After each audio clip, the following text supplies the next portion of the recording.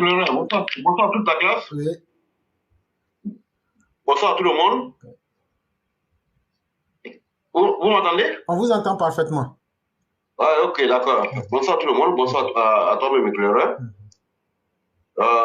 Félicitations à tout le monde. À toi-même, Florent, parce que je vois ouais, que vraiment que c'est pas facile. C'est vrai, c'est du bénévolat. Mais ce temps que tu consacres aux militants et aux partis, vraiment, c'est à saluer. Quand j'ai pris le mission en cours, j'étais en train de quitter, j'étais à 2 heures de Philadelphie. Et là, je suis rentré, j'ai même eu le temps de manger, et puis vous êtes encore en ligne. Vous voyez? Et avec tout ce que vous faites là, honnêtement, et en toute sincérité, on vous doit beaucoup de respect. Tant du côté des responsables politiques, tant du côté des militants, tant du côté des partisans. Et tous ceux qui sont sur le live. Je dis vraiment bravo à tout le monde. Voilà pourquoi on nous appelle les allomoutons. Parce que là, c'est une histoire de conviction. Félicitations à tout le monde et du courage à tout le monde. Merci beaucoup, cher ami. Et je dirais en même temps, bon début de week-end à tout le monde, que Dieu nous protège tous. Amen. Et franchement, je vous dis encore félicitations et à toute sincérité, je dis bonsoir à Mère Aki, Grand Sophie Nakora, Massiata Blanc, Milignan Sissé, Massonan Sissé, j'ai entendu la sœur Merci la Samourienne, Touré. Je lui dis bonsoir. Sadi Kone, Massara Ganon, Bakayoko, Moussa Bakayoko. Moussa Bakayoko, ta voix là, ça me rappelle toujours de mon oncle, hein, qui a son nom, mon oncle qui est décédé, mais tu as une voix cassée. Et à chaque fois que je t'écoute, cela me rappelle de mon oncle, Toto Kabini. Et puis, il y avait la voix aussi de Papa de Paris. À chaque fois que j'entends votre voix, vraiment, cela me fait penser à mon oncle. Et merci à vous tous les intervenants, Roi du Plata qui vient de partir, Abbé Cyclone, tout le monde, hein, tous ceux qui sont sur le live. Bamba, le frère Bamba, il m'adresse plus de salutations, et puis Fatiga aussi. En tout cas, vraiment, hein, tous ceux qui sont sur le live, vraiment, je vous dis bonsoir. Donc, je n'irai pas avec le dos de la cuillère ce soir, hein. Je n'irai pas du tout avec le dos de la cuillère. Oui, parce que Abiba Touré, moi je ne vais pas l'appeler maître, hein. Je n'ai pas d'Abiba Touré. Vous voyez, j'ai entendu le roi du printemps en train de parler du Sénégal, mais je vais revenir sur ça après. Vous voyez, Maïsé Touré, dans sa modèle, parlait de la liste électorale hier, et c'est dans ce même registre où je dis ouais, que Wabo Laurent et ses sympathisants, pour ne pas dire militants, ils sont revenus encore à la charge. Nous tous, nous savons, et voilà pourquoi j'ai dit que la nouvelle classe de l'opposition qui va avoir des sympathisants et même les partisans militants dans le Nord, mais ce n'est pas la génération de Blé-Goudi, ce n'est pas la génération de Afighissan, peut-être que ça sera 2 générations après eux. Et moi, je le dis, j'ai dit ouais, que nous sommes en train de fomenter l'esprit de nos parents pour ne pas que ceux-là soient acceptés comme des modèles politiques en Côte d'Ivoire. Et nous continuerons à les fomenter comme les djihadistes. C'est-à-dire ouais, que comme on nous appelle des radicaux, moi je suis très content.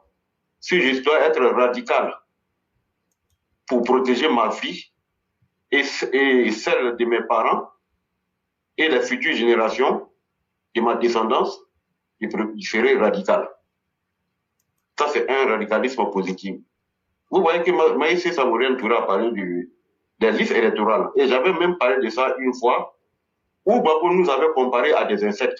Lorsqu'il devait débarquer, M. Beugrimambe, actuel gouverneur de la ville d'Abidjan, qui était alors le président de la CEI. Et il avait eu ses arguments fallacieux en nous traitant des insectes. Il fallait désinfecter la liste électorale. En train de fomenter. Je le disais que si il y a une seule Côte d'Ivoire, une et indivisible, aucun candidat sérieux ne peut prétendre aujourd'hui postuler aux élections présidentielles et puis ne pas avoir au moins 20 à 30% de l'électorat dans le Nord. Mais nous avons tous constaté à l'heure actuelle, Abiba Touré,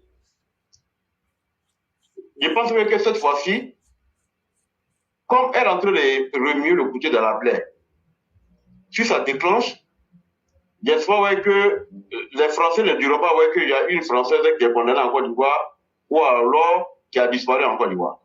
Parce qu'aujourd'hui, elle est en train de s'agiter. Elle est en train de mettre de l'huile sur le feu. Parce qu'elle ne sait rien de la politique ivoirienne. Voilà pourquoi elle est en train d'insister et persister dans la médiocrité. À ce que nous sachions, nous n'avons jamais connu en Côte d'Ivoire en tant que sympathisant ou militante du PPAC ou bien du FPI. Et si c'est elle aujourd'hui qui doit venir se donner, venir se mettre comme des donneurs de leçons à l'ensemble des Ivoiriens, je pense ouais, qu'elle doit se ressaisir et elle doit vite le faire. Parce qu'actuellement, elle est arrivée à un moment où les gens ne disent plus et les gens sont là, ils disent c'est que si ça explose là, elle ne va pas sortir indemne. Donc, elle doit faire très attention à ce qu'elle est en train de s'aimer comme terreur. Parce que ce qu'elle est en train de dire actuellement, c'est aucun fondement. Et l'aboutissement de ce qu'ils sont en train de dire là, notez cette date aujourd'hui, c'est le 2 juin 2023. La finalité de tout ce qu'ils sont en train de manigancer, la finale là, c'est pour dire ouais, que en 2025, qu'il y a des étrangers qui ont été enregistrés sur la liste électorale. C'est à ça qu'ils sont en train de venir. Et malheureusement, en aucun cas, ils ne pourront jamais tromper la vigilance de qui que ce soit encore. Parce que nous tous, nous savons qu'à partir de ces élections qui sont là, et ça a été même depuis les années 90, Laurent Gbagbo n'a jamais eu, le FPI de Laurent Gbagbo, jusqu'à ce jour où je vous parle, ils n'ont jamais eu un seul poste de planton dans le Nord. Et ce n'est pas maintenant qu'ils vont l'avoir. Et en tout cas, leur génération de maintenant là, en tout cas, ce ne sera pas le nom de FPI ou de PPAC. Peut-être qu'une nouvelle classe, une nouvelle élite visionnaire, qui a un esprit rassembleur, qui a un esprit constructif, qui a un esprit nation, ceux-là, 2 générations après les Bleu Goudé, pourront avoir des électeurs dans le Nord. Sinon, tous ceux qui viennent actuellement là, que ce soit le PPAC ou quoi, en tout cas, tout ce qui sera du dérivé du FPI, que ce soit je ne vais même pas dire leur nom, mais tout ce qui est dérivé, vous connaissez tous, du FPI, n'auront pas, même bulletin nul, je l'ai dit, dans le Nord. Et ça, on doit s'attendre.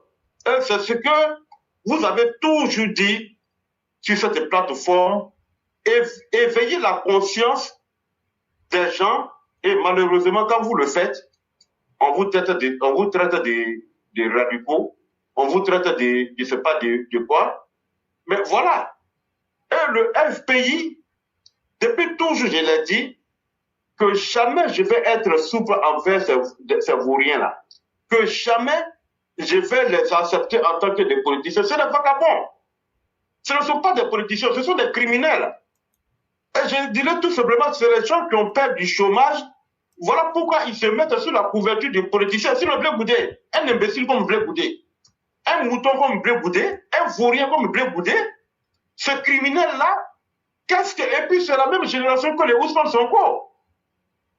Quelle est la fonction que ces gens-là ont eu en Côte d'Ivoire qui prétendent diriger la Côte d'Ivoire? Et je dis à tous les intellectuels ivoiriens, les gens comme les Blé Goudé et les Séroguion, mais si ils ont dirigé la Côte d'Ivoire, mais ça, ce n'est pas une histoire de RNDP.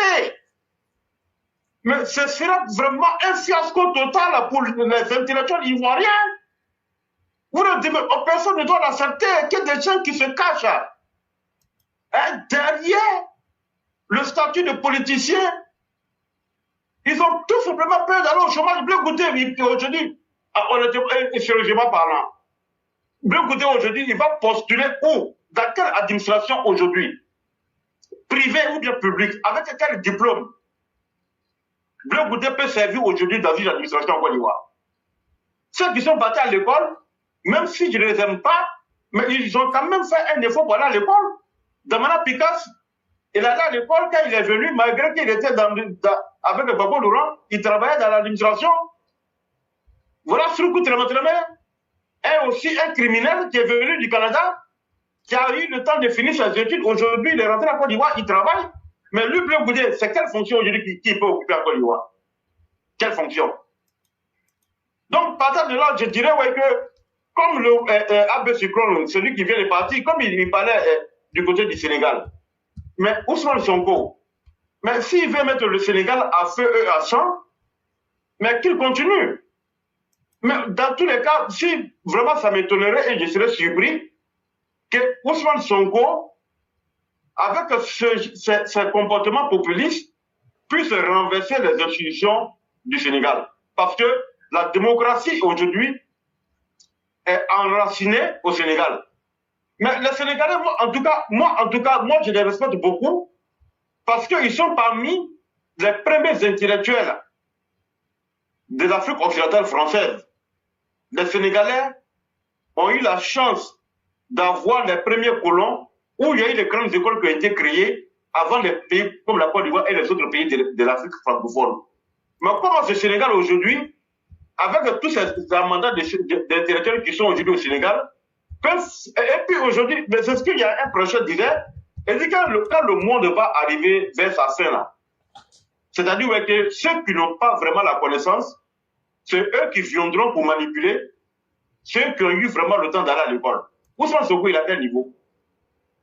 Quel est son diplôme? Quel est son parcours? Et puis lui, aujourd'hui, il va venir déranger tous ces grands intellectuels sénégalais du Sénégal et même de la diaspora.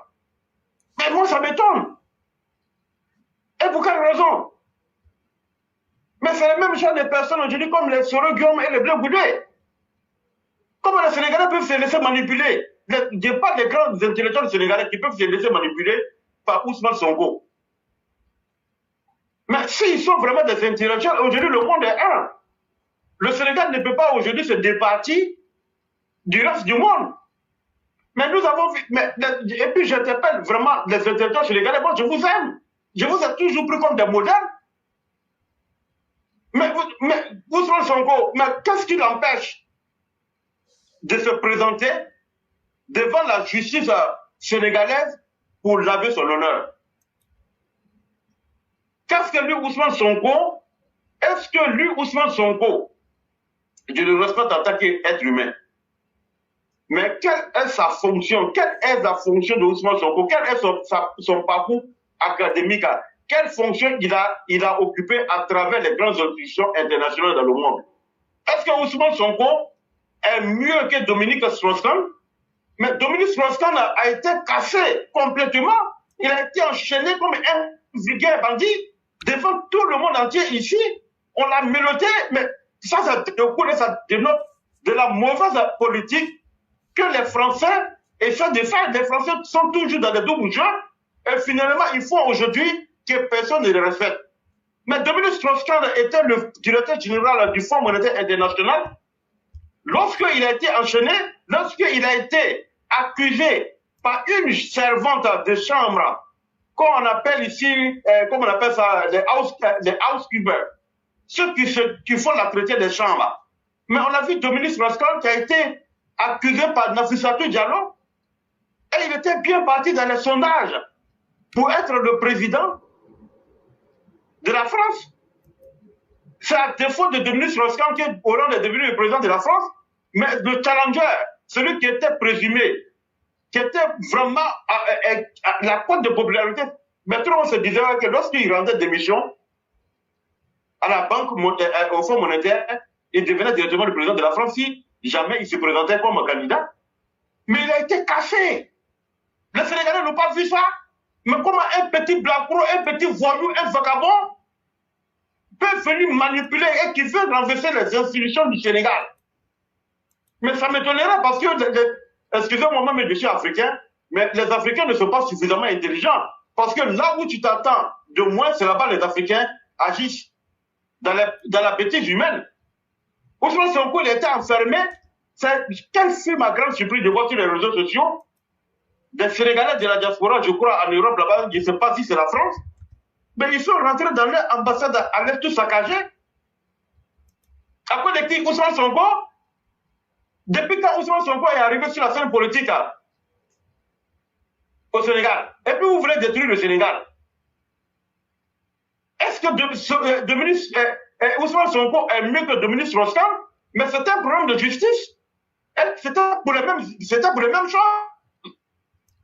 Aucune personne ne peut dire que lorsque Dominique Strauss-Kahn a harcelé ou bien accouché avec Nafissatou Diallo, personne n'était présent.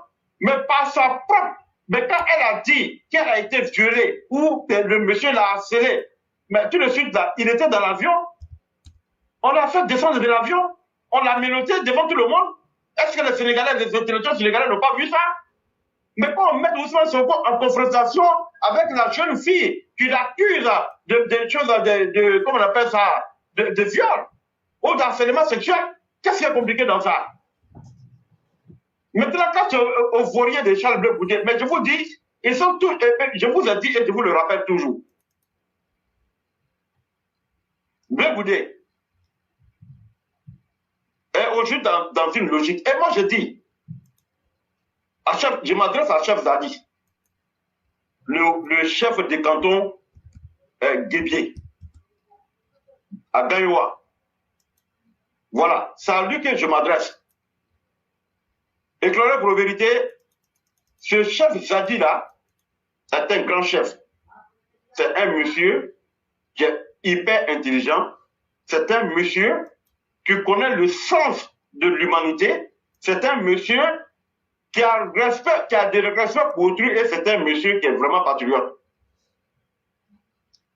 Tout ce qui est en train de se passer et tout ce qui se passera après, moi je dis à Chef Zadi, de dire à nos parents, de ne dire pas tous les métiers, nos parents qui suivent encore Blé Goudé, nos parents qui suivent encore Babo, de faire très attention.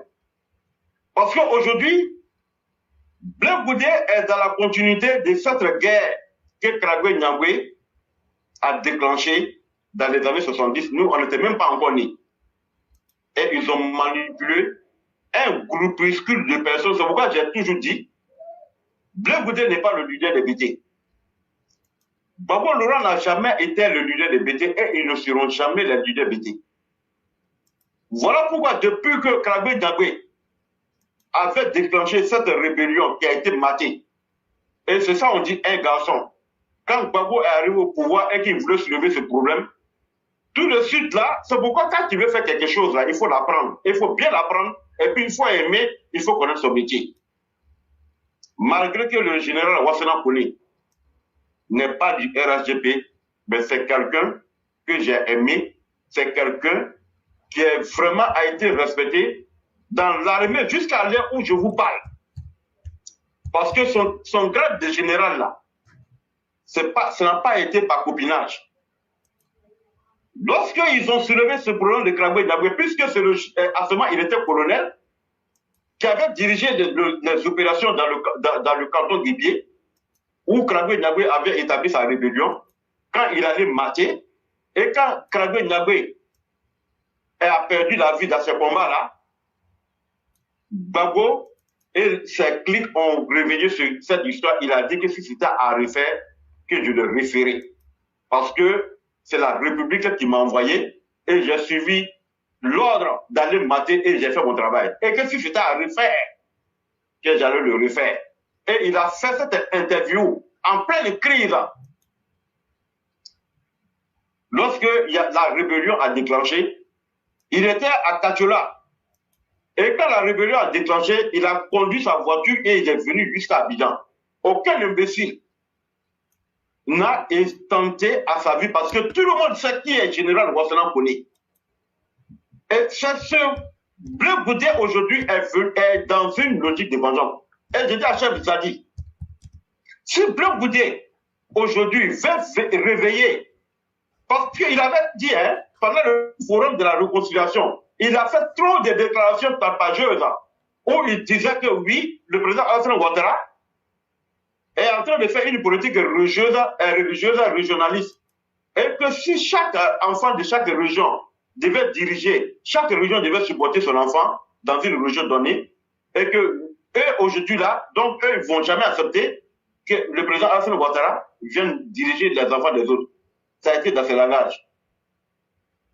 Et nous disons, tout ce que vous êtes en train de faire là, nous sommes assis, on vous regarde. Bleu Goudé est dans une logique de la continuité. Ce petit clan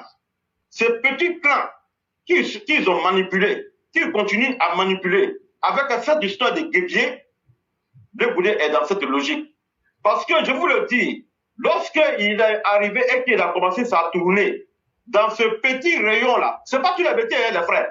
Parce que ne confondez pas, parce que s'ils avaient été les leaders BT, Bako allait gagner depuis les années 90 toutes les régions, toutes les zones BT, depuis que le FPI a été créé. Bako n'a jamais eu un poste électif à part son roi membre là, son roi Gaillot là. Il n'a jamais été, aucun membre de son parti n'a gagné une région BT. C'est pourquoi je vous dis, et je vous le répète, ils n'ont jamais, et ils ne vont jamais être le leader des BT.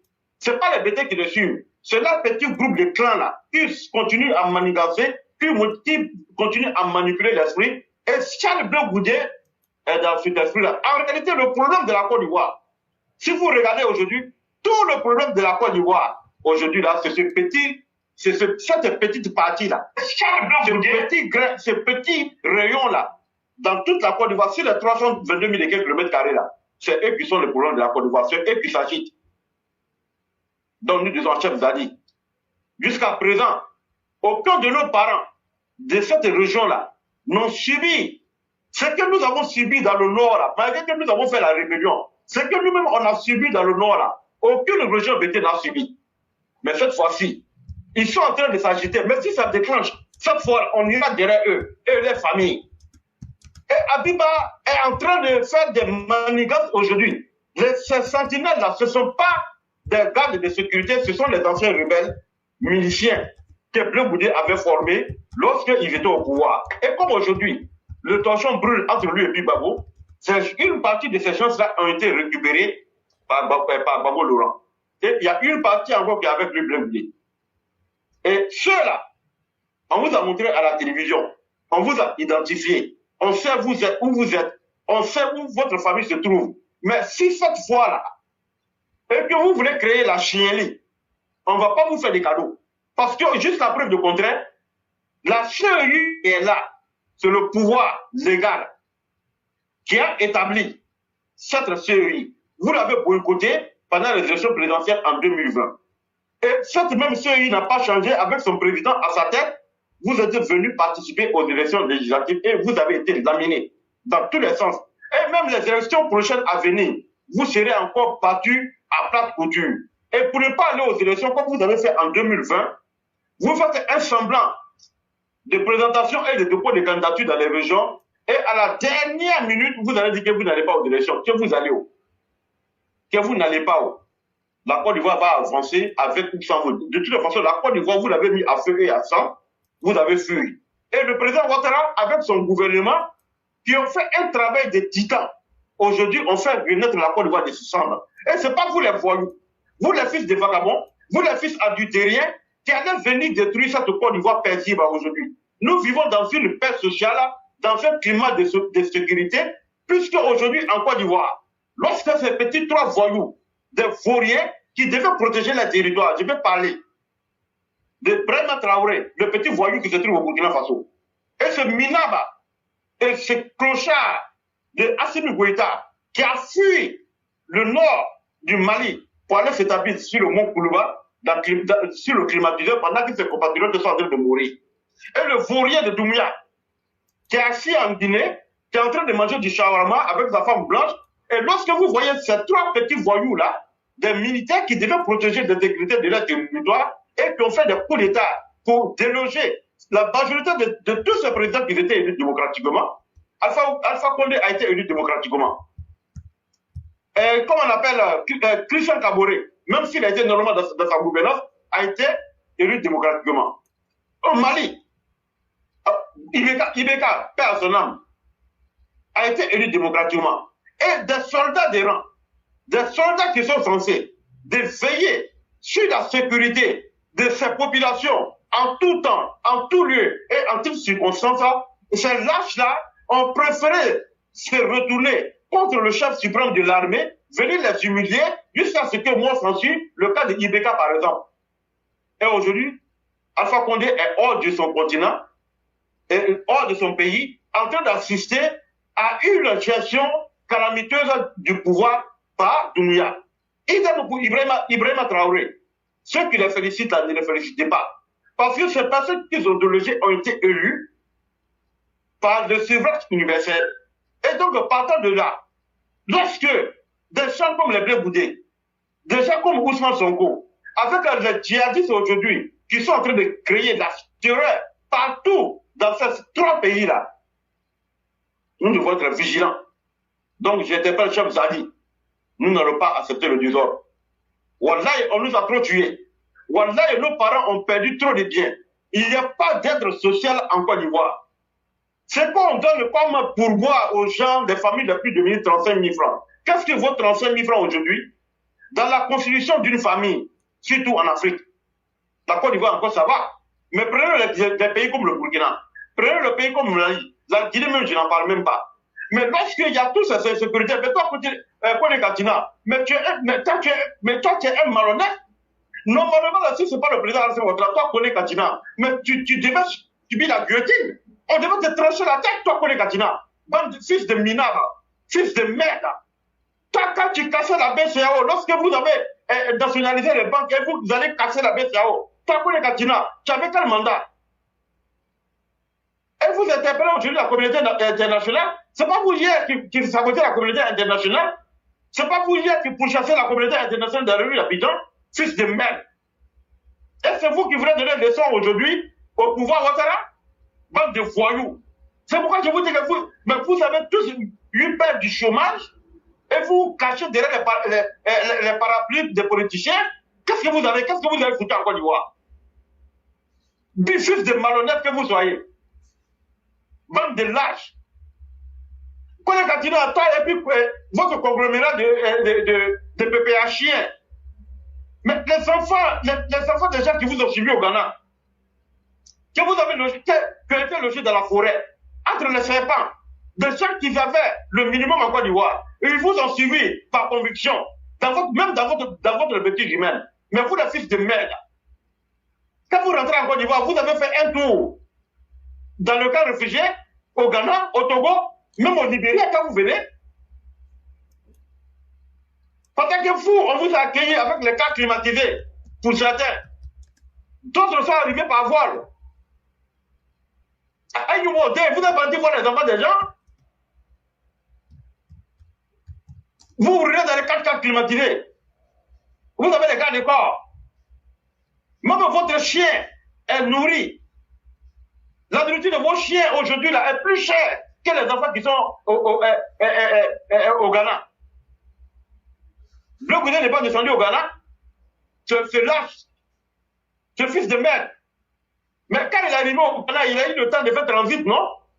Pourquoi il n'a pas pris 2 jours, ou bien ne serait-ce que décaler son voyage d'un seul jour, pour se rendre dans le camp réfugié au Ghana? Or, lorsque vous êtes en train d'organiser des coups d'État, mais ces jeunes, pour la plupart, qui étaient des miliciens dans ces camps-là, puisqu'ils ont fui. Mais quand vous avez besoin d'eux pour faire le coup d'État, vous êtes parti les chercher, non? Vous avez fait des recrues parmi eux. Mais quand vous revenez là, est-ce que vous êtes parti dans le camp pour aller les remercier ou faire un plan avec des ONG pour les rapatrier en Côte d'Ivoire? Vous l'avez fait? Fils de merde que vous soyez. Mais vous aimez ça? Laissez les gens dans l'ignorance.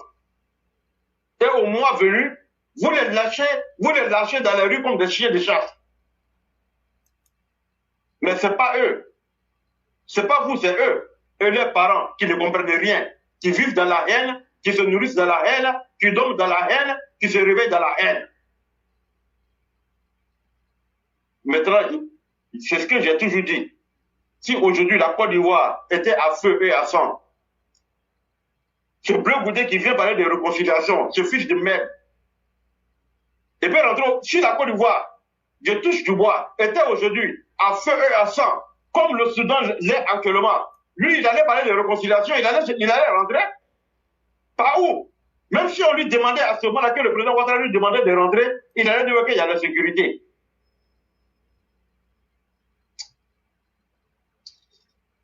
Mon frère, je m'arrête là aujourd'hui. Vraiment, je vous remercie beaucoup. Merci beaucoup, cher René.